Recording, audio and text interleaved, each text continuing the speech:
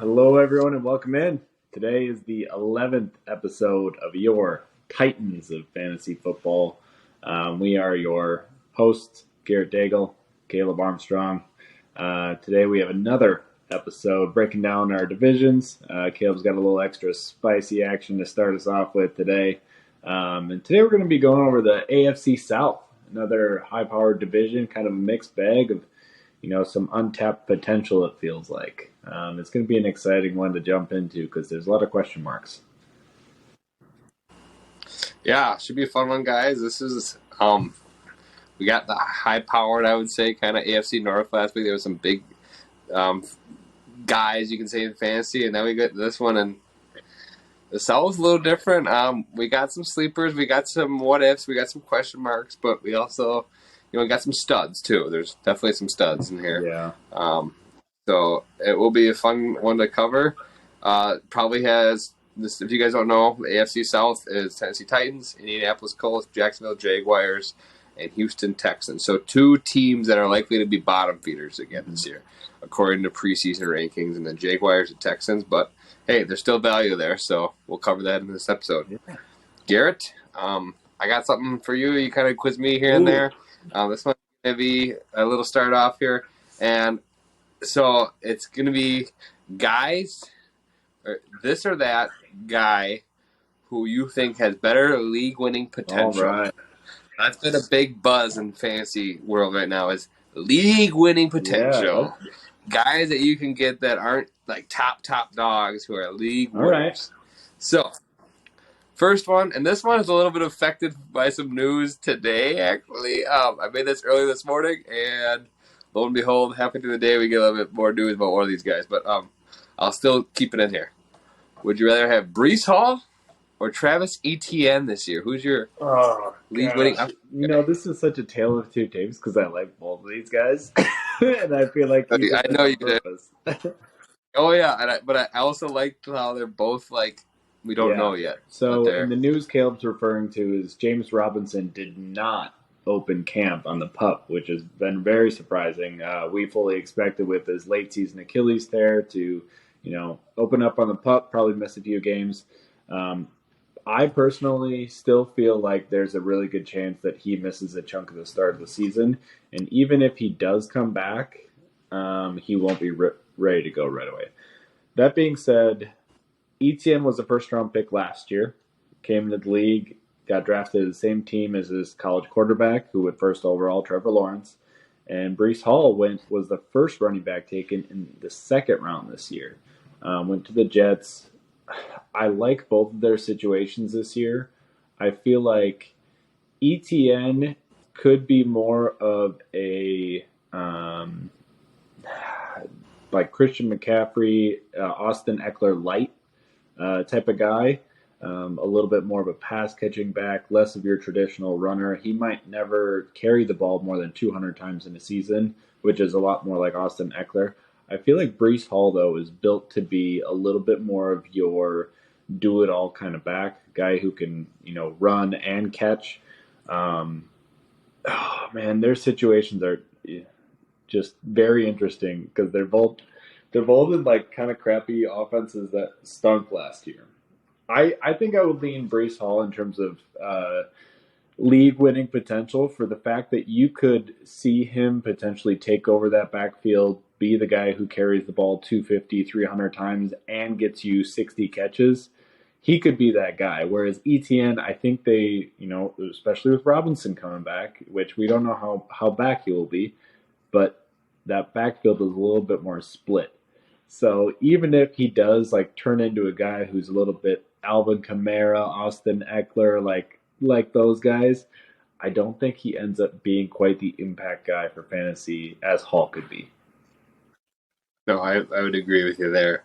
I guess it's tough with the Robinson news, but also the one thing I looked at, Garrett, is Jaguars didn't put a single player on the PUP. So that, to me, that's weird because there was a lot of teams that put a lot of players on the PUPs, and Jaguars were the only teams who didn't put a player on the PUP.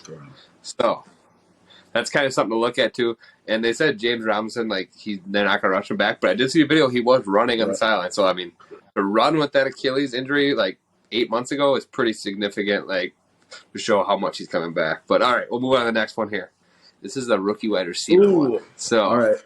Garrett Wilson, Treylin Burks, or Chris Olave? All right, I've been keyed in on this. I think Chris Olave is your guy. So my reasoning, and going into the season, I would have probably said Burks. So I think Garrett Wilson, I believe a little bit more in Elijah Moore there, and I think there are good enough other pieces in that offense where he might not take the reins right away.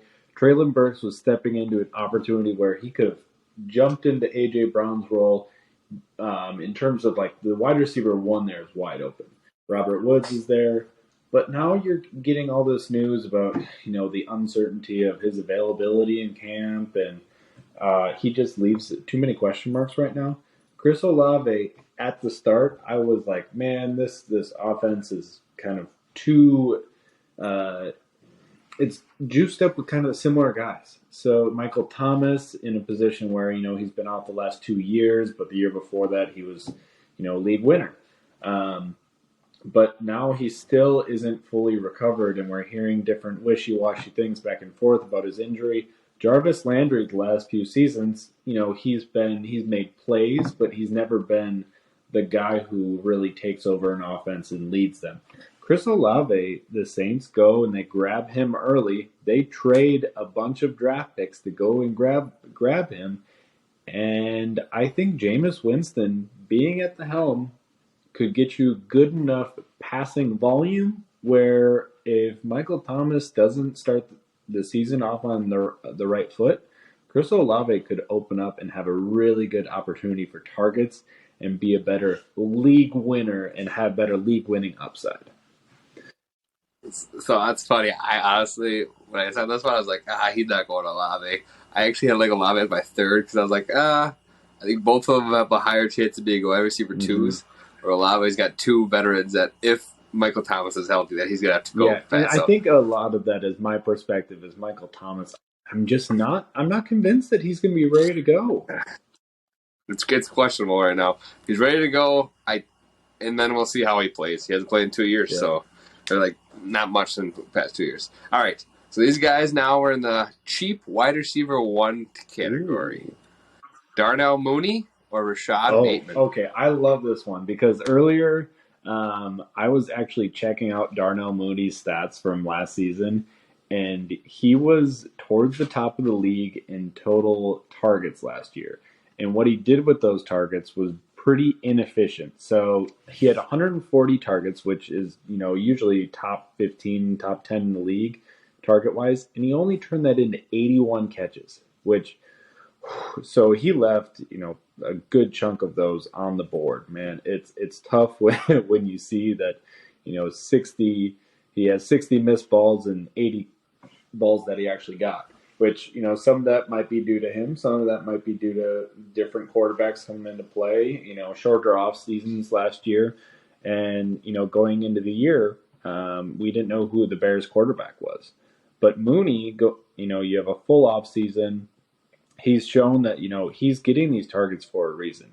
And we kind of had the same question marks. It almost reminds me of Deontay Johnson his first 2 years in the league, where he's in an offense where he's earning these targets. And it's like, okay, every year earning more targets. And then all of a sudden he blossomed. And last year he was the wide receiver 9. Darnell Mooney could be in a similar position where, finally this 140 target, or he could bump that up, especially with them not adding many other pieces in the offense that are meaningful and that have NFL proven track records. So he could turn that 140 targets into 160 targets this year, and we wouldn't bat an eye. And if he's a little bit more efficient on those targets, whether that's his quarterback's doing a little bit better, and we'll see what happens there. But if he can do that, he might have over 100 catches, 110 catches, which, that could vault him into the 1,300-yard range pretty easily. And all of a sudden, he's a fantasy stud. Yeah, so I want both those guys, too, because they have nobody's behind them. That's why I thought it was kind of a cool, cheap, cheap wide receiver ones who should have huge ceilings, I would say. And Good point. It's wide receiver ones on their offenses. Yeah, it's cool. The good comparison with those two. All right, so here comes the tale of two handcuffs. Alexander Madison, Ramondre Stevenson. So I feel like Ramondre has a better chance of taking the role on his offense and having a better week-to-week production. But Madison, if something happens to Cook, his opportunity to really seize the role and become a top 10 RB is much higher than Ramondre's, I feel like. If Harris goes down, they might go to a little shared backfield. They added some other pieces there this offseason. Whereas Madison, we know that, when Cook is out, Madison gets the ball 20 times. It's high volume workload for him. But it kind of is a double-edged sword there, because it's like if Cook doesn't get injured, then Madison hardly sees the field. So you're left with like an asset that doesn't do much for you. But in terms of league winning upside, it's Madison in my eyes. All right. I actually like the both of them because I was checking out the stats earlier when I was figuring this one out. Madison, I think, had 3 or 4 starts last year, and he averaged 20 points a game in PPR, right around there. And Ramondre had 2 starts last year, and he averaged 20 points a game in PPR. Nice. So they're both really close, but this last one I really like, Garrett. I thought I was chuckling when I was making it. I was like, "Ooh, this is a good one." These are both big name free agents, but right now ADP super cheap. Will Fuller or Julio Jones? I know this one's gonna stop making a thing because they're probably both gonna try to go to contenders. Yeah. So I think I would lean Will Fuller, and the reasoning is we've seen Julio Jones on the field the last 2 years, and the last 2 years he's been, partly injured, partly just ineffective. And Will Fuller last season, he didn't play at all. It was a finger injury, which was strange. But the year before, we saw a really good season out of him with Watson. So if Will Fuller signs to an offense that he's got a good opportunity, in my eyes, if they were both assigned in the same role, I feel like Fuller is still young enough and has the physical capacity to stand out and be a better wide receiver. I know we talked about the Browns last week in our episode. What would you think if Deshaun doesn't get much suspension and Will Fuller goes there? What would his level be? Oh my God, he'd be such a good little gem, and it sounds like it kind of hurts because obviously he hasn't been signed yet. But I would almost lean and put him in a range of like around Sky Moore, Devontae Parker, like those type of guys where it's like little hidden gems where, these guys, if given the right opportunity early in the year, they could blossom. Or like Tim Patrick's kind of in that area, Marquez Valdez-Scantling, those kind of guys where it's like, all right, maybe I like him a little bit more, but obviously we haven't seen him last year, and then you dealing with a little bit of a suspension and his injury history by itself for Will Fuller. But that would be an interesting spot. It would be intriguing, to say the least. So definitely you're out on Julio. Yeah, I think so. I think there's a rhyme and a reason, though, for Julio. I think if he ends back up in Indianapolis, we could see Julio Jones be fantasy relevant this year. That's my thought. Because that's like the number one probably spot for him. If Julio were to end up in Indianapolis, I could see him having a season comparable to like AJ Green last year, where he can rack up some decent yards and catches in a week, but we probably won't see more than 4 touchdowns out of him for the season. Yep. So, all right, that's all I got. We like a little tidbit there. We will hop into today's main focus of the episode, the AFC South. Garrett, I'll let you go through the Texans is the first team we're covering. Yeah, so the Texans, just a highlight, a couple of things from the offseason. Last year they had a pretty rough go. We didn't know going into the year were they going to stick with Davis Mills, were they going to add some more pieces on their offense. So, yeah, depth chart here at quarterback. Davis Mills, he's QB 27. RB is Damian Pierce, RB 49. Marlon Mack, RB 53. And Rex Burkhead, RB 75. Wide receiver, we have Brandon Cooks at wide receiver 20. Nico Collins at 71. And we had John Metchi, but we just found out, unfortunately, this week, John Metchi was diagnosed with cancer and will be taking the season off, it sounds like. It sounds like pretty much from what we've heard, he has a form of leukemia that's pretty curable. So, that's, I guess, the good news out of it is that, most people do make a recovery. We wish him our best, but just a tough break for a second-round rookie who had a lot of, good praise and good upside in him this year, and we are looking forward to seeing him on the offense. But outside of those three guys at wide receiver, there's not a whole lot. At tight end, they have Brevin Jordan, who's ECR tight end 27.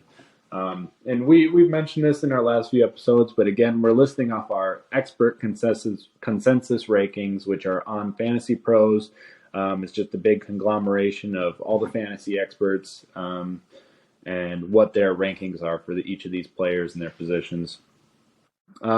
Just, I guess, one thing I wanted to highlight before we started, which was a nice little nugget. This year in the first round, the Texans went out and drafted Kenyon Green, who's a guard. And they already have a stud in Laramie Tunsil on the left tackle position. A couple years ago, they drafted Titus Howard. He's been kind of floating around their offensive line. He was a first-round draft pick for them, but he's been moved all around their offensive line, and now he gets to finally move back to his natural position at right guard or right tackle. So hopefully their offensive line is a little bit better than the last few years we've seen. In my mind, going into this season, I'm most intrigued by Davis Mills as a sleeper. So he was my sleeper pick for this team. We liked kind of we've just talked about this, Caleb and I. We liked what we saw out of Davis Mills last year. They started calling Second half, yeah. For the first half of the season wasn't so pretty. So I mean, he kind of came into a crappy situation. Wasn't expected to play much, and then was thrust in there. I believe he was the first pick the Texans had in the third round, or was Correct. that just their first pick in the drafts at all? Because they had picks from the Tunsil That was their trade. first pick in the draft.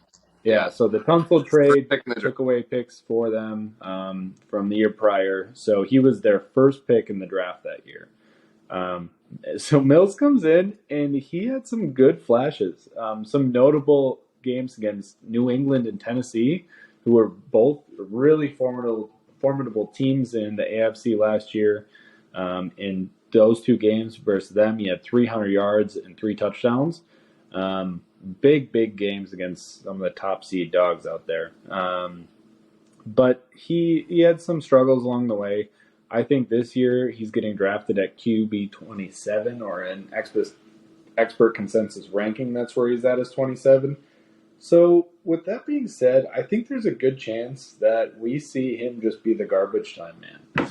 They have a rough defense. They added some early first-round picks this year on defense, and, they're hoping that those guys can step up. But there are so many other holes along their defensive lines and the linebackers. We don't know exactly how that's going to shape out for them. So they could have a rough go in trying to stay competitive for the longevity of each of these games. So we could see some late games where Davis Mills is airing it out, trying to, play some catch-up, which that could end up being a little volatile, but in the same regard, it's also the reason that I really like Nico Collins in this offense. Nico Collins was my pick for this team, and at wide receiver 71, he's a deep sleeper. I feel like a lot of people are talking about Brandon Cooks right now. He's being touted. If you turn on any fantasy channel right now, all you're going to hear is Brandon Cooks every year disrespected. All he does is turn out like 1,100 yards, 6 touchdowns. He's underdrafted every year. So everybody's keyed in on him. And I worry a little bit that he might get to the point where he's overdrafted and he's moving up too high. But Brandon Cooks is always a good pick. But if we look at this offense, you can't always throw to Brandon Cooks, and there's not much else for wide receivers on this team. At wide receiver 71, Nico Collins, a big-bodied 6'4 guy, is going to see an opportunity to have a real role, and especially if we do see this garbage time happening. Caleb, I know you like him too. I know, yeah. Who's your avoid then in this offense here? I actually struggled trying to find an avoid, simply because right now Marlon Mack kind of lands in a good spot. He's running back 53. Damian Pierce, running back 49.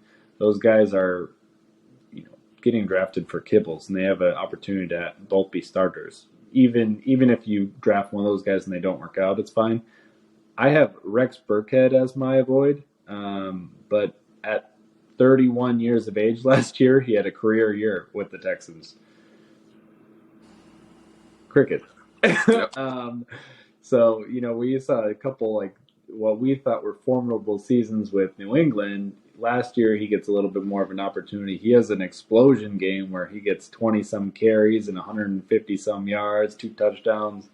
But that was his only meaningful game. And at running back 75, he's pretty much being undrafted right now. I just don't think he has upside that's worth it. And at 32, a guy who's been moved around the league a little bit, he's just not somebody I'm interested in. So, and he's a throwaway guy, so it's not like it's a big avoid, but I kind of like the other pieces in this offense with where they're being drafted. So that's kind of my feelings on the Texans. Really, I think like we've seen on a couple of these other teams, you find a team that all of a sudden everybody's fairly appropriately priced. So it's hard to feel bad about their draft position or where they're being taken. Gotcha. Yeah, so for me, a little tougher, actually. With the news this weekend about Metchi, it changed my things around a little bit, actually, for my picking and all that stuff. And so my pick, this actually did change. Like I said, his value, you're gonna laugh out because you talked about it. My pick is Brandon Cooks. Mm-hmm. And so the main reason being is Brandon Cooks has played for 8 seasons. 6 of those seasons had 1,000 yards receiving. Mm-hmm. Okay, guys? Last year, he finished as a wide receiver 20 in fantasy football. That was, out of those 6 seasons that he had 1,000 yards, that was his lowest ranking in PPR format ever. So it was a 20. Besides those 2 seasons that one was with the Saints, one was with the rookie of the Saints, and then with the Rams that one year that he didn't do too well. So that was his 2 down years. But every other year he's had 1,000 yards. That was his lowest at 20. So that's his floor. His ECR right now is 20. So you're drafting him. If he gets another 1,000 yards, basically, you're locking him in and drafting him at his floor right now at 20. I don't see his ceiling being above 10, but I also feel like he's going to fall somewhere in that range again. And without Metchi there, especially now, Metchi was probably the biggest threat to Cooks in the fact of they're the same style type, smaller guys, where Nico Collins is going to be their big body guy. He was there to be their X receiver. I feel like he was going to be the same. So Brandon Cooks is my pick, just for the mere fact of, like I said way back ago in a couple episodes, when Brandon Cooks played with Davis Mills last year, Davis Mills targeted Brandon Cooks 9.6 times a game, and Brandon Cooks finished with 15.5 points a game with Davis Mills as his quarterback, which would have put him as wide receiver 13 of the season. So that's just something to look at. If Mills is the quarterback all year, and especially now with Metchi out, Cooks is going to get peppered again. It's more than likely going to be Brandon Cooks again. Yeah, and I hope I wasn't misspeaking there. It's not like I think Brandon Cooks is bad or even where he's drafting is bad. It was just I want to point it out some other positions on that team. Cooks is great, and at wide receiver 20, he's probably still going to return that. And like Caleb's saying here, you're probably going to get even better than wide receiver 20 based on his history. He's a cheap wide receiver 2 who could finish as a low end wide receiver 1. That's my view of Brandon Cooks, and I think that's pretty. I wouldn't say safe, but he's going to return you wide receiver 2 value for sure. He's probably, especially now with Metchi out, I got to feel like I said. So my avoid for this one is it's not like I feel like bad about all their ADPs. I just don't like what we've heard so far, and that's the backfield. Mm-hmm. We've heard good things about Marlon Mack. Like, he looks good, even though he's got that Achilles injury, which Garrett and I talked about. But he's also coming off of almost a year and a half recovery. And Marlon Mack, before he tore that Achilles, guys, he had 2,000 yards rushing in a row. So it's not like he's not like unproven. He's a proven vet. But then they use a 4th-round pick in Damian Pierce. And we've heard Damian Pierce. He was supposed to be a little higher up in the draft, but just doesn't have much of a pass-catching abilities. And then you got Brex Burkhead. And that scared me that they brought Brex Burkhead back, because I feel like he's going to be the little PPR guy. Like, he's going to be the 3rd down back. Like, that's what he's engaged in his whole entire career. And last year he had to get carries because they had nobody else in the backfield. That's why it was a career year, Garrett. Like, that's why I think it was, because, like I said, there was nobody last year. That Texans backfield was horrible. And I just don't like any of them. His career year is still like, I mean, it's nothing superb. So last year, his best season in the NFL, he had 122 attempts for 427 yards. Like, that's barely fantasy relevant for a couple games. Yes. All right, so my sleeper, you talked about Nico. Nico was my main sleeper. Wasn't going to talk about him. I really like him. You really like him. It sounds like the Texans camp is liking him so far too. Sounds like he's got a good connection with Mills. My deep sleeper is actually Brevin Jordan. And at the end of the year last year, he was getting a little bit of connection with Mills, and he was the red zone guy. He actually finished up the season last year with 3 touchdowns. Doesn't seem like a whole lot, but this guy was a wide receiver converted to a tight end. So he's a receiving capable tight end. And they kept Pharaoh Brown on the roster because Pharaoh Brown is their blocking tight end. Brevin Jordan is going to be the receiving tight end. So, and without Metchi right now, guys, this offense did not change the pass catchers. They brought in Philip Dorsett. At the end of last year, he's still there. They re-signed him. Philip Dorsett's nothing, so he's going to be probably the wide receiver 3, unless they bring in a veteran, which I can definitely see them doing, because it's a young offense, basically overall. Besides Brandon Cooks, this offense is young. So, and Brandon Cooks is only 28.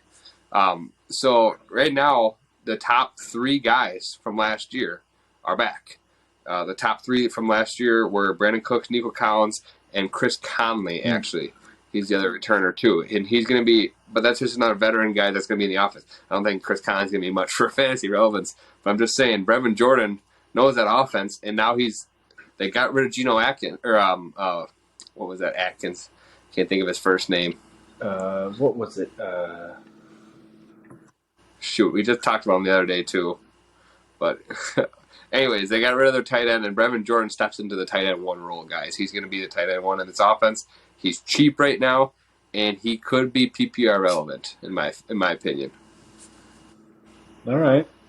I can get behind that. I know Brevin Jordan had, a nice he had a couple flare-ups, like where he looked pretty good last year. Sorry, flare-ups is probably it makes you think like injury. Like a couple sparks last year where all of a sudden you're seeing some plays happen and you're like, okay, here's a guy that they clearly trust and they think is going to be a big part of their offense moving forward. They didn't do too much to add to that position, which is what I was a little bit surprised about. I could have seen them going and adding some vet that's out in the league. So the fact that they kept him as the main guy there, I think shows that they have some trust in him moving forward. Yes, I'd agree. All right, I'll get into the next one here. Real quick, before we move on. So if you were to guess between the running back, wide receiver, and tight end room, who do you think would lead them in touchdowns this year? Oof. Like wide receivers, running backs, tight ends, or like a person? Just one guy between that group. Oh. Cooks is not a touchdown guy. So, I want to say whoever wins the backfield, so maybe Damian Pierce. I kind of feel the same way. But otherwise, I think Nico. Yeah. Nico's my second in line. I feel like he's going to be a red zone monster, too. I think Brevin Jordan and Nico Collins are going to be the red zone ones. Big. But, all right. So with that, we'll hop into our next team here, guys. Next team we're going to be covering is the Jacksonville Jaguars. Quarterback is Trevor Lawrence, ECR rank of 18. Travis Etienne, RB1 right now, 21 ECR ranking. James Robinson, 44. I'm guessing, Garrett, with the news, that's probably going to go up a little bit. I would think so. Yeah. And then Snoop Connor, 5th round pick, 104. Wide receivers are Christian Kirk at 41. Marvin Jones Jr. at 66, Zay Jones, Leviska Chenault, Laquan Treadwell, and Jamal Agnew. Yeah, it's a list because we don't know who's the wide receiver 3 is going to be. That's why I added on there like that. Those guys are That's why those are all there. And then the tight end is newly acquired Evan Ingram and Dan Arnold. Evan Ingram's at 20, Dan Arnold's at 29. So, guys, the Jaguars offense completely revamped, I guess you could say. But I don't know if it's revamped in a good way. I really don't know, Garrett, about this. So they did get one really big free agent signing in Brandon Sheriff. He was probably about the top guard in free agency last year. They brought him in. They need to give Trevor Lawrence more time. That's been keen. They need to give this guy some more time, give him some more time in the pocket. And they also, though, completely rechanged their wide receiver room. They signed 3 guys this year and brought them in. Christian Kirk obviously got that lucrative contract, 4 years, $72 million. They give Zay Jones, a guy who's been a career wide receiver 3/4, 3-year, $30 million contract. And then they re-signed Laquan Treadwell, who actually at the end of the year last year looked pretty dang like not good, but was actually fantasy relevant there.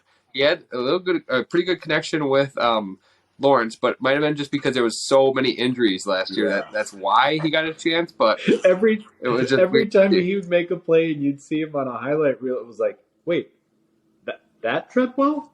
That Treadwell? Yeah, this is the Vikings' first round pick. This is that same Laquan Treadwell. And also Evan Ingram. He got a big contract coming from the New York Giants. He's on a 1-year prove-it-though deal. So that's kind of big because we'll see. Dan Arnold, I was surprised, Garrett, when they signed Ingram because Dan Arnold last year got traded over from Carolina, and he looked like a great connection with Lawrence. Right away, his first game he played, he had 10 targets. I had the exact same reaction. I was so surprised they went out and grabbed Ingram. Ingram showed throughout the years that he's been okay with the Giants, but the same thing you said. They trade for Dan Arnold. They invest the draft pick just to go get him. And it's like, man, they actually showed that they were gelling a little bit, so it's surprising to see Ingram come over. I think it's that injury. I think that injury scared them. That they're like, okay, we need – because once he went down, I don't even know who their fill-in tight end was last year. It started off as James O'Shaughnessy, and he was actually okay as well. And then because he got season injury, so they brought in Dan Arnold, and then I can't remember who replaced Arnold at the end of last year, but he wasn't relevant.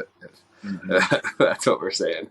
They have Luke Farrell. It's like guys who are just complete no names. Chris Mannertz. Yeah, they're both blocking guys. Yeah. So, all right, Garrett, I guess I'll get in mine right away. My pass system here, the Jacksonville Jaguars, and my first pick, the guy I'm picking in drafts, cheap wide receiver 1, like I mentioned. Christian Kirk. I knew from the start he was your pick. I actually just talked about him today too in a Twitter thread. Somebody was asking about who's your buy right now in Dynasty, and Christian Kirk's one of my big buys, and the reason being is money talks. He got paid big, and I mean everybody in the whole fantasy world and the NFL world was shocked when he got that contract because at that time he was the 3rd highest paid wide receiver. Now he's way down the list because just completely reopened the room. But he was right there behind DeAndre Hopkins and Devontae Adams' tag. That tells you guys where he was leveled at. And everybody was like, it completely ruined the wide receiver market because you watched it happen across the league. All these receivers are sitting there saying, why is Christian Kirk getting paid more than me? And then you started seeing the holdouts. So guys were getting held out, and then they got paid. Yeah, it's crazy. And then some videos came out of camp today, and he was looking crisp with Lawrence. They were connecting. They were hitting their targets. It was looking good. And Christian Kirk, like I said, he has a very, very good opportunity to step into the wide receiver one role and probably get, I wouldn't say, I think this is going to be more balanced of a passing attack in this offense, but I think he's going to be the top dog with like right around 110 targets, I would guess, would be his like top. Probably, I could see this be finally the year he cracks 1,000 yards. So that's crazy, guy. Yeah, you got this huge contract, and he's never cracked 1,000 yards before. That's just crazy. That's why I was all like, what? So, and then my avoid, my avoid was between two guys, and it was between Zay Jones and Leviska Chanel. But I went with Leviska Chanel just because I think he has a chance where he might get traded. Like, I feel like the Jaguars could trade him because they might not want him or use him type deal. Leviska Chanel was a first-round pick who was supposed to be this... I think he was early second, but what was it, 2 years ago? Yes, and anyways, he was supposed to be this high gadget player. Supposed to be very good in the return game, very good wide receiver, but also could get some handoffs. And last year, he was just hyped, Garrett, if you remember coming into the season. He was just flying up the ADP boards, and he was a bust. He was not good last year. He's a young wide receiver, so there still is a chance. But I just think he's buried right now in this depth chart, which is crazy to say, but I think he is because Agnew flashed last year. And Agnew is kind of the same type guy, and they kept Agnew, and I think the reason being is because Agnew was very good last year for a little period there too, and like a fantasy relevant. And that's what I'm just saying. There's guys on this roster that like they proved last year that they should get another chance, and I don't think Chanel proved enough, but not my call. Yeah. But then my sleeper, Chanel. Just for those who like aren't familiar with him, so he was picked 2 years ago in 2020. And he was taken one pick after Jonathan Taylor, pick 42 overall. So a guy clearly high draft capital. And then you see him go to the Jacksonville Jaguars. They have a rough receiving room. And I thought last year the same thing. He was stepping into like after his rookie year, it's understandable to be brought on slow. And then you have these guys who are, or after the catch kind of guys. They can do some rushing, some Deebo Samuel-esque type stuff. But they couldn't find a way to give him the ball and be effective with that, and that's shocking, especially last year after we saw ETN get hurt. It's like, okay, if ETN's hurt, then Leviska's kind of move into that, short intermediate route role. And instead, they start phasing in guys like Jamal Agnew, and, it's weird seeing them. They used so many different guys last year because they couldn't find somebody to fit the roles that they needed. Yeah, I totally agree. And so my sleeper on this team is also a guy, Garrett, who I feel gets underdrafted every single year. And he performs. He's old, but he performs. It's Marvin Jones. ECR ranking of 66 right now. And last year, guys, Marvin Jones finished as wide receiver 32. But he's also got a pretty good contract last year to come over by Jacksonville. He was planning on they wanted him to be the wide receiver one. We've seen with Marvin Jones, he doesn't do well in that wide receiver one role, but he does really well in the wide receiver two role. Marvin Jones was very fantasy relevant for a couple of years there in Detroit. And I'm not saying that this is going to be a Detroit passing attack, because it's not. Matt Stafford's a better quarterback than Trevor Lawrence right now. And but this team passed the ball 600 times last year. That's how many times Lawrence aired it out. So they are probably going to throw the ball a lot again. And Marvin Jones, like I said, was wide receiver 32 last year. So it's not like he's bad. He just finished just a touch below 1,000 yards. And he's getting drafted way down. I don't know why he fell. And he's a great guy, I think, in redraft leagues in that aspect. But he also, Garrett, I just saw a stat, top 5 red zone targets last year, leading percentages. He was number 3 in the league. So, and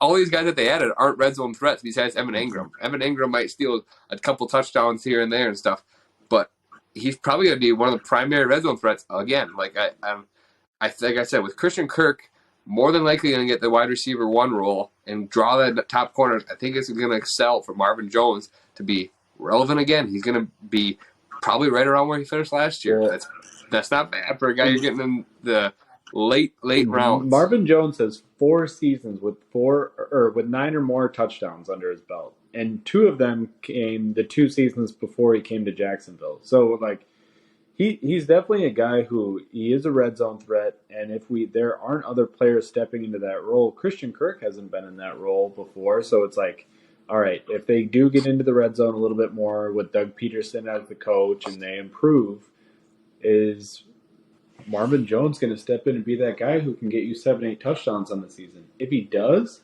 that makes him fantasy relevant just like that. Yeah, definitely sleeper category.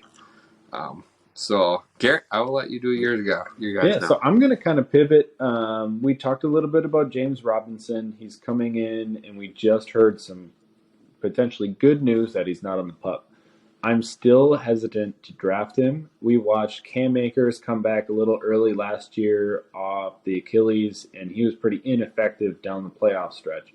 James Robinson, I have the same concerns that going into the season this year, he is going to be, even if he does come back, he might not be as effective as he would be, and I'm okay letting a league mate potentially pay up to get him at wherever he's getting drafted.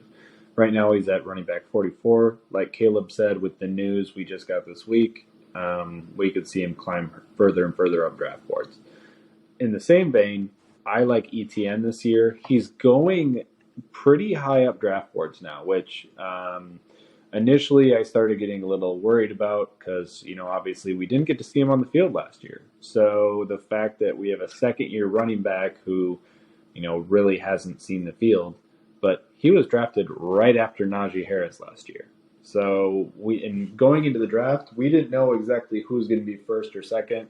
I think a lot of people projected Harris to Pittsburgh, which was funny because they ended up grabbing him. But right now, ETN's going in the same range as Breece Hall, Antonio Gibson, Josh Jacobs, Elijah Mitchell.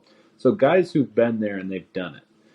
But I think what ETN brings is something that we talked about a little bit earlier. The Alvin Kamara, the Debo-esque, the guys, the Austin Eckler type, where he can go out and he could get, we also mentioned Trevor Lawrence's passing volume, 600 pass attempts last year, 7th in the league in pass attempts. So if he's getting those dump off plays, those quick passes, the slot roll, he is well touted as a pass catcher. If he's getting those, he has a really good shot at going from RB21 to top 10, which all of a sudden there he is in your wide receiver 1 category, and he's a guy that you could be drafting in your first or second round next year. Love him where he's going. I am very happy. I actually just picked him to be a keeper in one of my leagues, which he was a late season ad for me for nothing. So definitely a guy to watch out for this year, and if he falls to you in the 4th round, I love gobbling him up there. So those are 2 guys, kind of the same position group. We touched on Trevor Lawrence a little bit. Right now he's going at QB 18. He threw a lot last year, but he was very inefficient. So we saw high passing volume games, but he really wasn't connecting a lot. I think with a better coach in place, Doug Peterson, who's gone and won a Super Bowl, he's done well with his quarterbacks, Wentz and Nick Foles. I think he's going to take a step forward. I don't know how far, and especially with this wide receiver group that is, I would say even with the money that they've thrown around, they are probably bottom 10 in the league in my eyes. Yeah. Which it sounds kind of weird because we like some of these guys for fantasy, but a lot of it is volume based. There's a lot of average guys, but no certified studs. So I think for my sleepers, I like both of the tight ends. So whoever comes out of camp and wins the job, which it could be that we just don't know. But if we do get reports that one of them is not ready to go at the start of the season, if it's Arnold, or whether one of them takes the role, I like those guys to be a good part of the offense and sprinkle in. They could get you 5-6 catches a game and potentially get a touchdown here or there. And all of a sudden there's a tight end that's a little bit more relevant from where you're drafting them in the tight end 20-plus range. So I like those guys where they're going, and I think they could add some value for you. I think either way, Garrett, I think both are going to have a good chance of being relevant. like we said, Doug Peterson's the head coach. We've seen he likes 2 tight end sets. Dallas Goedert, Zach Ertz, and now you got Evan Ingram, who it sounds like they're going to play a lot more in the slot. And Dan Arnold is more your traditional tight end. He's a good pass catcher too, but Dan Arnold is a good blocker too. So I could see like Dan Arnold kind of filling that Goddard role on the line. Then Ingram filling that Ertz role, more the pass catching back. We'll split out a little bit. I could see a lot of 2 tight end sets out there. So definitely, I think both of them have sleeper potential worthy for sure. All right, Garrett, you want to lead us off in the next team here? So next we have the Titans. Titans were the AFC's number 1 seed last year. Gosh, that sounds so weird. So they won a lot of games, even without Derrick Henry playing for half the season. He was kind of the focal point of their offense. We saw A.J. Brown get shipped this offseason and Robert Woods come in. They drafted Treylin Burks in the first round and Malik Willis in the third round at quarterback.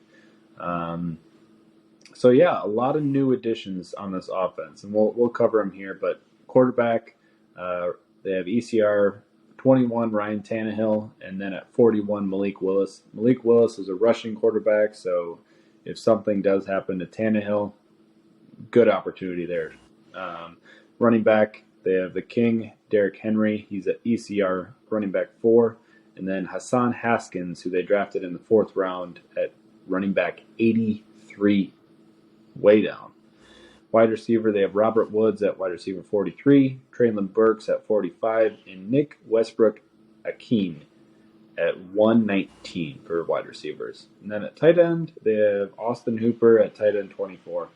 So, Kale, I think the Titans aren't a team I'm necessarily loving to draft right now. They have, a lot of okay guys, right? So, Tannehill last year, I was kind of hyped on him going into the season. He's always been a guy who adds something with his legs. He has shown that he's been improving as a passer. But last year, even with A.J. Brown there, he just didn't really connect and wasn't giving you a lot of fantasy success. And then Henry, he played 8-9 games and he was getting 28 carries a game, about to set the all-time rushing carries record for a season, and he goes down. But it's funny you hear stuff like, it was a small foot injury, like kind of a fluke, but is it a fluke if you're getting that kind of a volume? Like, that's the question I like to bring up is, a guy who's been in the league for a couple of years now, and they are literally running him into the ground as much as they can. But they draft Hassan Haskins, who's kind of built in the same mold. Big guy, 6'2", well-built guy. They kind of revamped their whole offense. Draft Treylin Burks in the first round, ship A.J. Brown out, bring Austin Hooper over from the Browns. I don't know. How do you feel about this offense when you're looking over them? There is one guy I like, and then a couple guys that are like, about, and then there's a couple guys that are like, no. So it tells you if in layman's terms, it means, I'm not a big fan of this offense, which is crazy to think because, like you said, they were when Henry was around, they were one of the most high-powered offenses in the league. So So I think, first off, I think I'll highlight my sleepers, and I'll see what you think here. So my sleepers are going to be both quarterbacks. Ryan Tannehill is going at QB 21. Last year, before the season started, I told you I was starting to get a little bit, hyped up on him. I liked where he was going. I liked, kind of what he was doing for the season last year. And he ended up at QB 12 at the end of the season, which is fine, but it was a rough road to get there. And it was probably a little bit, that was probably actually right around where he was getting drafted last year. But after seeing him kind of progress and take the step forward, you were hoping that he elevated his game a little bit more. So the season before, he threw 33 passing touchdowns, 7 interceptions. Last year, he threw 21 passing touchdowns, 14 interceptions. So You were hoping he elevated his game a little bit, but he still added 7 rushing touchdowns through the ground. So at QB 21, I think he's still got a good opportunity to beat that, right? And especially, sure. We saw some turnover of the offense. They add Robert Woods, they add Treylin Burks, Austin Hooper, some good, reliable guys. And we'll see what happens with Treylin Burks, but I think Tannehill's got a good shot at beating that and being more of your Kirk Cousins-esque, like, steady guy. I don't think he's a high-end QB1 by any means, but he could be a guy that, is a little bit more reliable for fantasy. Now, in the same vein, they drafted Malik Willis in the 3rd round, who they thought potentially could have been at one point, he was rumored to go top 10 in the draft. It was a good shot. And so after watching him fall, the Titans swooped him up. I think if Tannehill goes down, or if at some point the Titans brass says, hey, we're ready to see what this kid's got, he's the kind of guy that you want to get on your fantasy squads ASAP, because he could be Jalen Hurts. He is a guy where halfway through the season he steps into that role. He's adding fantasy points with his legs, and he's doing just enough passing where all of a sudden you have a guy who's fantasy relevant. So keep an eye out for Willis. He's drafted at QB 41, so undrafted right now, way, way down, but definitely a guy you want to keep your eye on. Kale, you want to touch on your sleeper? Oh, yeah, sure. Let's jump back and forth on this one a little bit. All right, so my sleeper is Austin Hooper. I like him right now. ECR ranking 24, like Garrett said earlier. Hooper, it was a very fantasy relevant tight end in Atlanta with Matt Ryan. Goes over, supposed to be the big dog, gets a big contract, goes over to Cleveland. Cleveland then starts running this offense where they basically used all 3 tight ends when he was there. Hooper was probably the top guy, then David Njoku, and then Harrison Bryant. And Harrison Bryant and David Njoku were top picks, too, which was kind of crazy. Like, I think Harrison Bryant was the 3rd round, and David Njoku was first. So, yeah, it's just kind of crazy to see that they brought him in to that. And it was kind of a mess. But they were used, well utilized. Hooper comes over here to Tennessee, where they have, I can't even tell you right now who their second tight ends on the depth chart. It used to be Anthony Fersker, but now he's gone. He moved on, so I don't even know. I think the rookie that they drafted this year, I'm pretty sure. I think they got either Weidermeyer, I believe, or another tight, or they got a rookie. Oh, they also have Jeff Swain, the 7th round pick, older guy. She's been with Dallas for a while. Yes, so not much competition, I'm saying, in the tight end room. But Ryan Tannehill in 2020, game starting quarterback, peppered Jonnu Smith with targets. And that's because they really didn't have a good wide receiver, too, at that time. Same situation comes this year. We don't know who the wide receiver 2 is going to be. Everybody's hoping it's either Woods or Burks, depending on who wins the wide receiver 1 role. But either way, there's still available targets then for Austin Hooper. And Austin Hooper has proven to be a very reliable red zone threat. Especially even when he was in Cleveland, he was a touchdown guy. And I feel like he steps in a good role here where he's going to see targets. This whole completely receiving core is basically turned over, and he fills in a very valuable role at the tight end where Ryan Tannehill has shown and proven that he likes his tight ends ever since all the way back to the Miami days, too. So it's something to watch out for sure, and I think he's a good sleeper. It's funny because right now you're hearing 2 things out of Titans camp. 1, Treylin Burks hasn't been out on the field all spring, and 2, Hooper is having a great connection with Tannehill so far. And I have heard one today, and he was my second sleeper guy, and he was deep. And I know you're not going to talk about him, so I feel okay talking about him. But Nick Westbrook Akeem, they said, has looked the best out of the wide receivers and all for the Titans right now. And he is, guys, the only returning offensive or wide receiver from this room. The top 4. I think the 4th wide receiver right now is probably Kyle Phillips, their 5th-round pick out of UCLA, I believe. So Westbrook Akeem something to watch too, because he had a couple decent weeks last year with Tannehill. So if somehow he becomes a sneaky guy, I mean, you're getting him for free. So just that's my late sleeper. But all right, Garrett, who's your pick? You want to go voids next?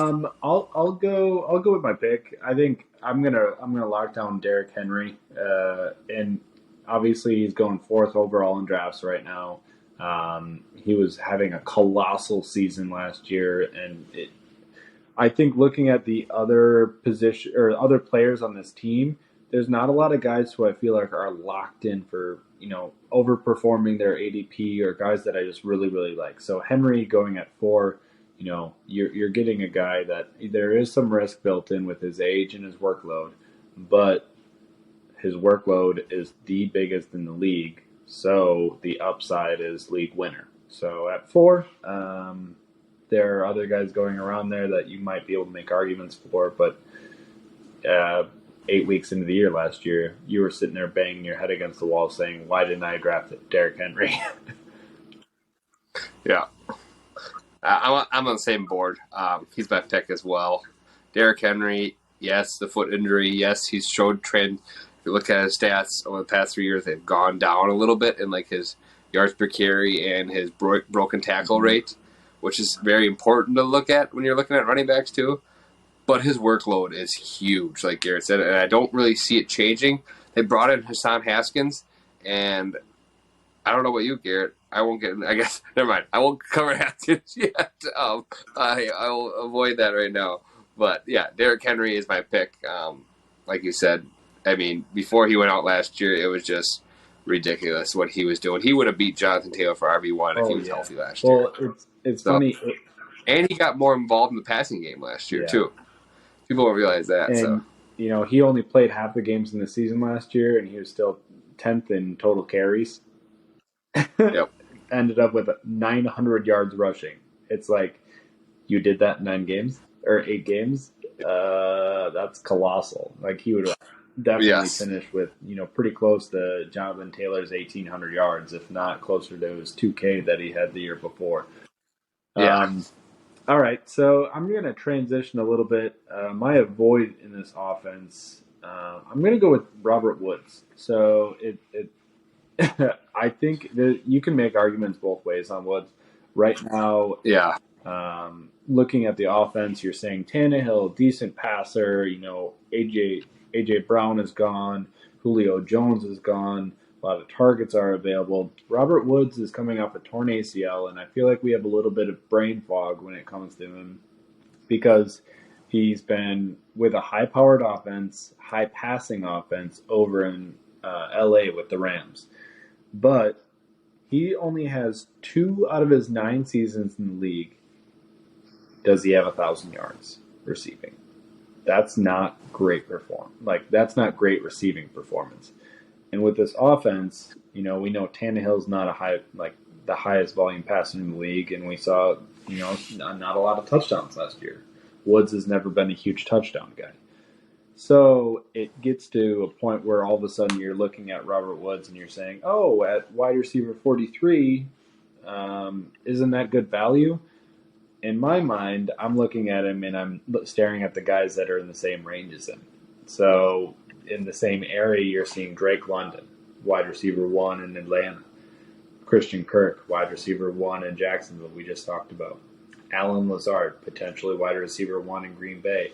Kadarius Toney, electric guy we talked about a few episodes ago with the Giants. You might not feel the same way about Toney, but these are guys that we see really high wide receiver 2 upside.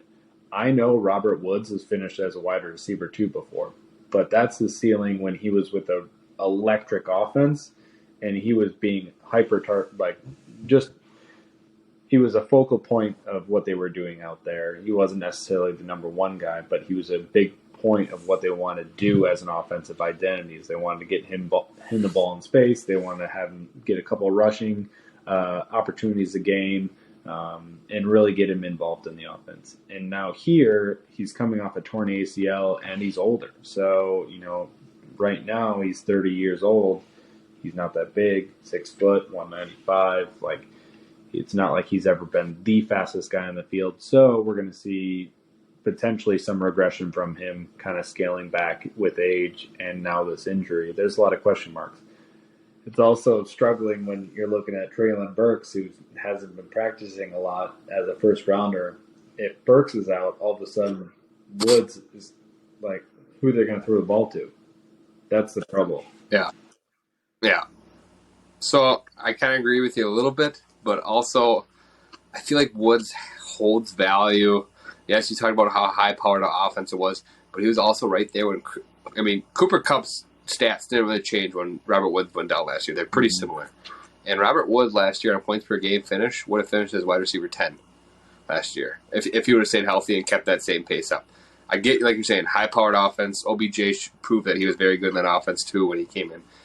But I do think there is value in Woods at, like, I want to know more about what's coming out in camp. I want to hear how healthy he is first. But if he's healthy, I feel pretty okay drafting Robert Woods, especially being my wide receiver 2, maybe wide receiver 3 range. And I feel a little bit safer about that. But I get the avoid part. He's at that age, that pinnacle point at age for wide receiver, coming off a significant injury, coming from a pass heavy to a run heavy. It's not making the recipe of good work. And I think in most years you would look at this and you would say, well, at wide receiver 43, it's not like you're taking that much risk and you're not left holding the bag like you are with, say you have Christian McCaffrey who's been injured. You invest a high round draft pick, and if McCaffrey's injured again, you go, oh, I should have known. Well, you're not going to have the same reaction with Woods when he's being drafted so far down. But I just look at the other guys in the area and I'm like, man, like these guys could be huge upside guys. But Woods has done it. That's the trouble. I just don't know if he's just also not the shiny new toy either. No. So my avoid for this offense is a bad one. I couldn't find a really good guy that I wanted to avoid. And my only thing is Hassan Haskins is my avoid. He's getting drafted as the handcuff to Henry. He's big back, just like Henry. But everything we've heard so far is he is RB3 at this roster right now. Dontrell Hilliard is RB2, running with the first team reps actually right now as well. And Dontrell Hilliard last year, older guy, been around the league for a while, but he averaged 5.5 yards per carry. He looked pretty good spelling coming in. And so that's all I'm going to really talk. Like I said, it's not a very good avoid, but it's what I got. So we're going to jump into our last team here, guys, in the AFC South. And that is probably one of the front runners to win this division, I would say. And that's the Indianapolis Colts. Made some big moves this year. One of the better offenses last year, even with Carson Wentz, they were. Not pass heavy, but they also had Jonathan Taylor, so that helps. But Garrett, why don't you go through the rankings here? All right. This by far was my most excited team I was for in this division. So let's just jump into it, waste no time. At quarterback, the newly acquired Matt Ryan. He's QB 19 right now. Running back, you have Jonathan Taylor at number 1 overall. Nyheim Hines at RB 43. Philip Lindsay added at running back 78. Wide receiver, they have Michael Pittman at wide receiver 13. They have Alec Pierce, who they drafted in the second round at wide receiver 92. And then Paris Campbell is actually down at 220. Tight end, they have Mo Alley Cox at tight end 32 and Jelani Woods at tight end 43. Caleb, is there anybody I'm missing? No, I think you hit like there's not a lot of besides the front runners of each part of that offense, like especially the wide receiver, running back. I guess Nyheim Hines has got its value, but like the wide receiving room is really, really questionable right now, I would say. And the only other recognizable name from their wide receiver depth chart is Kiki QT, who has kind of spurred and jumped in moments, but he's kind of been for the Texans, yeah. But I'm gonna take the charge here, Garrett. And so my pick, I felt too easy going Jonathan Taylor. And I really like Michael Pittman, but I don't like where he's going right now. He's going as a fringe wide receiver 1. And Pittman had a great year last year, but that's because their second wide receiver last year was old T.Y. Hilton when he was there. But otherwise, it was Zach Pascal. And Pascal proven not to be like a wide receiver 2 in the offense, but he's a good wide receiver 3. So it was tough to Pittman got a lot of targets last year. And with that run-heavy offense, that's going to change a little bit with Matt Ryan this year. Matt Ryan's a little bit more of a prolific passer probably than Carson Wentz, I would say. But I don't like Pittman. There's better guys right now who I feel I have around that area who I think could have a higher ceiling. That's what I'm trying to say. And so he's not my avoid, but he's not my pick either. My pick is Nyheim Hines. And the reason being is once Matt Ryan got transitioned over there, Matt Ryan, we have seen pepper these backs with targets. Last year we had the flex player Cordell Patterson, but the year before, Devonta Freeman, I think it was 3 years ago, Garrett, was not very good at running, if you remember that at all. But he was a PPR monster. He finished as like RB1-ish, like low or RB2, I think it was, is what he finished as. I remember I had him that year in fantasy, but the reason why he was relevant is because he would get like 7-8 targets a game, it seemed like, and like 5 catches a game. So it was like he was always doing something. And everything we heard so far about, like they're talking about, Frank Wright came out himself and said, draft Nyheim Hines. They've been saying that for years, too. And it's like, well, I don't know if you saw my note on here. So last year, the Falcons led the league in passes to the running back position. Patterson had 69 targets. Davis had 58. Last year, Nyheim Hines had 57 himself. And I know Jonathan Taylor had a good amount of catches last season. He had 40 some. So it's like Matt Ryan coming into this offense with a little bit better offensive line, much better, is going to have some more opportunity to be able to pass the ball and not be sitting here getting bum rush. He also has shown, every year in the league he's had just about 4,000 yards passing or more, and he's not afraid to pass for the running back group. So Jonathan Taylor and Nyheim Hines should be able to coexist. Yeah, I'm picking Hines, guys, as my RB3 with upside, and that's the fact. Like his going rate right now is cheap, and that's why I like him, because Hines is pretty safe. Even last year he wasn't too good, but you could start him in weeks if you needed a fill-in guy or a flex guy. Like definitely could start him, and if we're hearing sounds correct, Hines is going to be a valuable part of this offense. He's one of the top paid running backs in the league. Hines got a 3-year, $21 million contract going into his second year right now.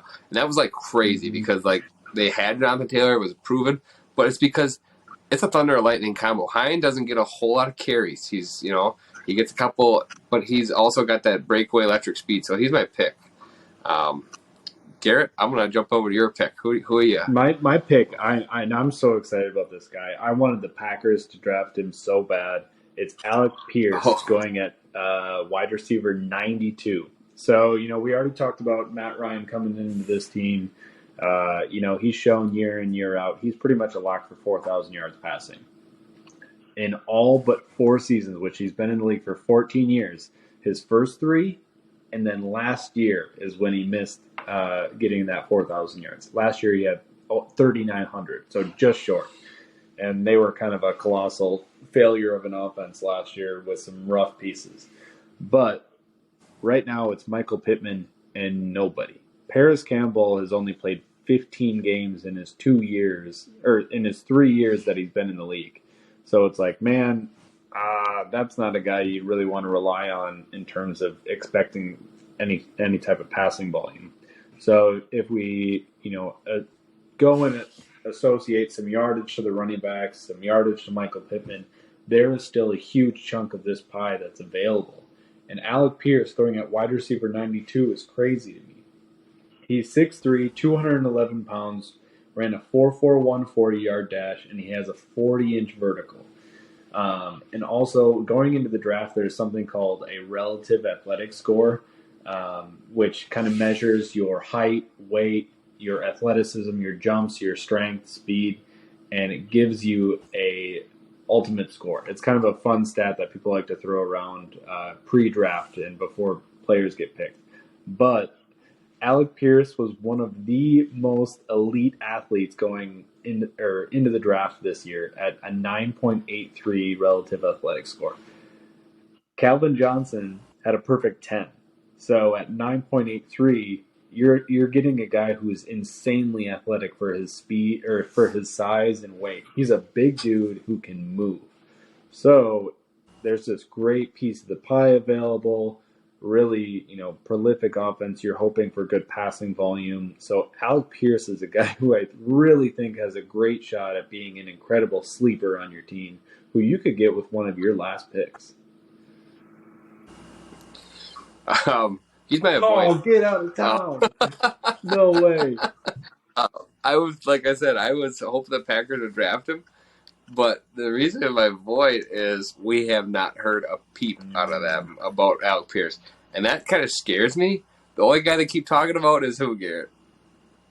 Paris Campbell, and I'm not saying draft Paris Campbell. I've been heartbroken by him before, but.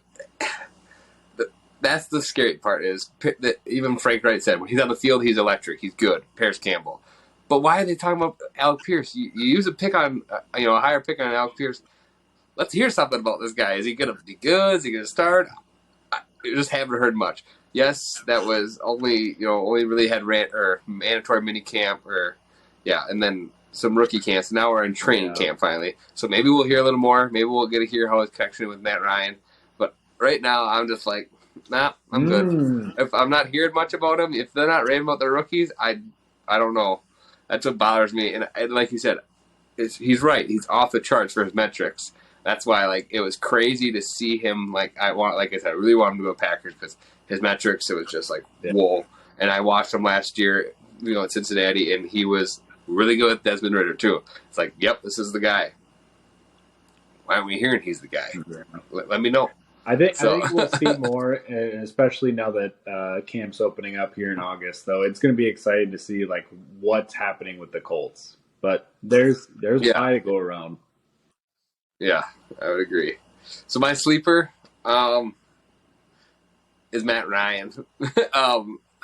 He's getting drafted later than he normally would. Even last year when he was on the Falcons, he was getting drafted QB 15 and above, and this year he's 19 his ECR ranking is right now. That's not saying it's ADP, but that's right around this consensus ranking. And he steps into quite possibly the best offensive line he's had in his career. Matt Ryan's never been known for mobility. So now you get Matt Ryan, the most time he has thrown in his career probably. He's shown he's a very accurate quarterback. And he's not like he's lost much of his arm strength. He still chucks it down the field here and there. So the only thing is his wide receiving room might be a little worse than he's had in the past for right now that we know of. But you give this guy time. He's one of those very good quarterbacks. Matt Ryan won MVP. That if you give this guy some time, he's going to make something good with even not the best wide receivers that we know of. Michael Pittman's good, but we don't know about his other question marks right now. So I think he's one of those guys where I can see him. He's probably going to do better than his ADP. He could almost get up there and crack that top 12, but I feel like he's a sleeper at that point right now. Yeah. So and looking at the group, so there's a tier 3 of quarterbacks: the Matt Stafford, Aaron Rodgers, Trey Lance, Derek Carr, Kirk Cousins. I don't think it would be too out of this world if at the end of the year he kind of fits himself in that right around QB 12 range that those guys are going at. So that's 11 through 15 are those guys. So I don't think that's crazy, just based on his past performance and how prolific of a passer he's always been. All right, Garrett, who's your sleeper? My sleeper in this offense, we talked a little bit about Matt Ryan, a little bit about Nyheim Hines. I like Hines, especially as a pass catcher.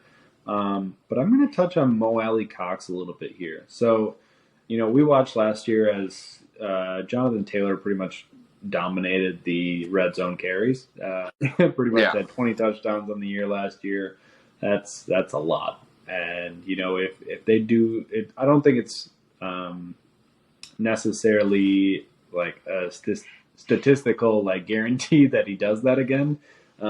He could typically scale it back to a Derrick Henry like type of realistic like 15 touchdowns or something that's a little bit more sustainable, or even like a 13 to 15, whatever. And all of a sudden you find a little bit more opportunity getting passed around. Mo Alley-Cox right now is going as the tight end 32. We've seen him, and he is just a mammoth of a tight end. The gargantuan. Shout out Jacob Armstrong. Yeah, the gargantuan. he is a huge dude. 6'5", 270. He's massive. And when he's on the field, he dominates in the red zone. And he's shown that he can go up, he can get the ball, and he's a stud. But, he's been in these offenses where we've just had a turnstile at quarterback. So he's only had 4 touchdowns, 2 touchdowns, and it's like, man, if given the right opportunity, I feel like he could step into a, Austin Hooper level blossom where all of a sudden, he's getting, 4 catches a game, not too many, but all of a sudden he ends up with 8 to 10 touchdowns on the year, and you're like, oh my gosh. He also got a contract extension. That's something, you got to notice. When these guys get contract extensions, it means they are going to get utilized more likely. Yeah. So I mean, Mo Alley-Cox is huge, but then they also went out and they drafted Jelani Woods in the 3rd round. Huge. 6'7", even bigger. 253, and he ran a 4.61. Yeah, this guy was hyped coming out of the draft because he is a freak. Crazy athlete. Both basketball stars, Mo Alley-Cox, VCU legend. He played for the basketball team. So, yeah, I like the pick. I like Mo Alley-Cox. 32 for tight end. It's so easy to beat that. If he gets like 4 touchdowns, 5 touchdowns, he's going to beat that ranking. And it's not necessarily that, just because they beat their ADP, does that really do much for your fantasy team? It might not mean that. I mean, if he ends up at tight end 24, that means he's still crap. But if he does end up being that guy in the red zone and all of a sudden he scoops up 8 touchdowns, he could be tight end 9. And that is meaningful for your team. Yep. So, all right, guys. I think that about wraps it up here for us. Next week, we will be covering the NFC South. We got 2 more divisions to cover. Then we'll finish up our divisional wrap-up. Then we'll start getting in, hopefully, some spicier stuff. With training camp getting done, preseason getting on the way, we should have some big subjects to cover there. Might have a couple guest appearances thrown in there, and if we do, we'll let you guys know for sure. But, Garrett? That's all I got for today. Thanks, guys, for another great episode, and look forward to getting another one out to you here and shifting over to the NFC for the last 2. Thanks again, and we'll see you next time.